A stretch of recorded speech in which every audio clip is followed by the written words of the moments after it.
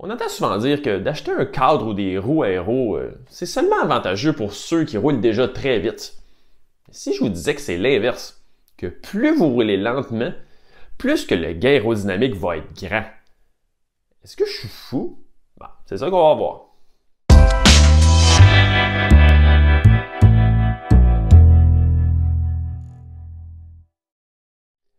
Re-bienvenue au Coin du Geek et pour ne pas manquer les prochains épisodes et pour pouvoir interagir avec moi, je vous invite à aimer la page Facebook de Vélomag ainsi que ma page Facebook personnelle, Martin Turgeon Service Cycliste, si vous voulez encore plus de contenu.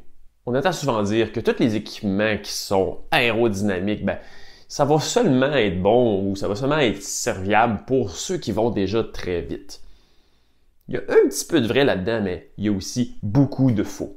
Comme la résistance aérodynamique est exponentielle avec la vitesse, donc si on regarde en nombre de watts sauvés, même que ce soit en absolu ou en pourcentage, oui, plus on va vite, plus le nombre de watts sauvés est élevé.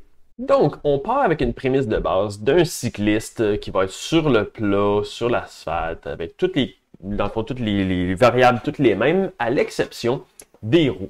Donc, à la base, il y a des roues, des Mavic Open Pro, des roues aucunement performantes. Vraiment, c'est des roues très de base, c'est pas aérodynamique, pas profilé avec 32 rayons.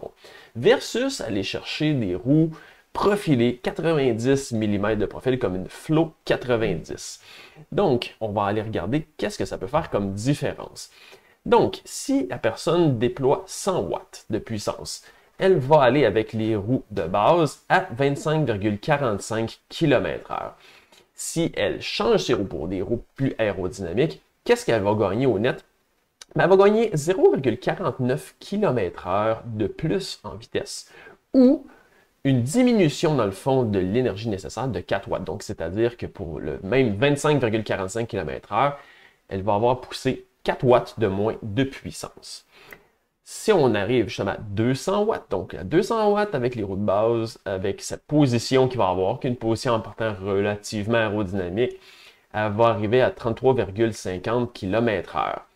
Donc, si on change pour des roues plus haut de gamme, qu'est-ce qui arrive? C'est un gain net de 0,67 km/h ou 10 watts de gain de sauvé à 33,50 km/h.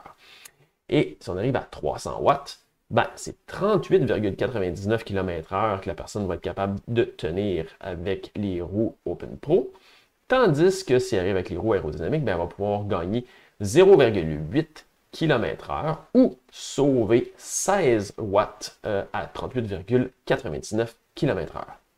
Donc, c'est là que l'idée que l'aérodynamisme fait une plus grosse différence pour un cycliste qui va être plus rapide émerge. Mais se dire que c'est moins utile si on roule moins vite, c'est totalement faux. Parce que d'un point de vue de la vitesse ou du temps gagné sur un parcours, plus on va lentement, plus le gain est grand. Donc, on va prendre notre scénario avec le même cycliste qu'on a pris au départ. Et là, on va calculer, au lieu de le calculer en watts ou en augmentation de vitesse, on va calculer le temps qu'il va sauver sur son parcours de 40, 100 ou 180 km.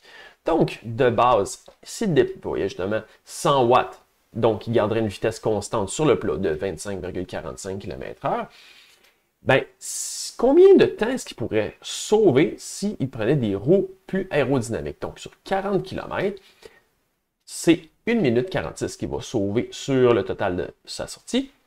Sur 100 km, c'est moins 4 minutes 25 et sur 180 km, c'est 7 minutes 56 que juste le changement de roue va procurer comme gain en performance, dans le fond, sur le temps. Si on monte ça à 200 watts, donc à 33,5 km/h, s'il était capable de rouler ça avec des roues de base, qu'est-ce qu'il va gagner en temps sur 40 km? Il sauve 1 minute 25 sur 100 km. 3 minutes 32 et sur 180 km, 6 minutes 21. Donc, on voit que le gain en temps, finalement, l'augmentation de la performance sur le temps est plus petit que le cycliste qui roulait moins rapidement.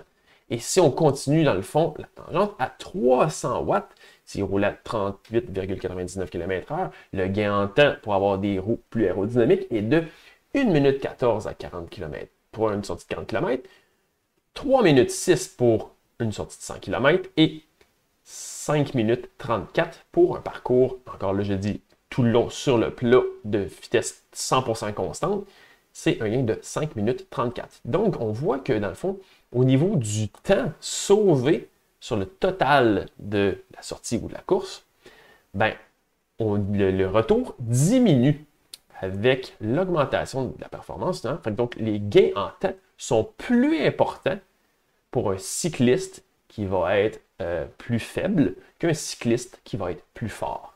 Vous n'aviez probablement pas vu ça comme ça, hein? Ça fait du sens? Si vous avez besoin d'un positionnement ou d'une optimisation mécanique, je vous invite à consulter mon site web pour voir les différents services offerts, ainsi que le site web de Vélomag pour se tenir au courant de tout ce qui se passe dans la planète vélo. Et on se voit bientôt pour une prochaine capsule.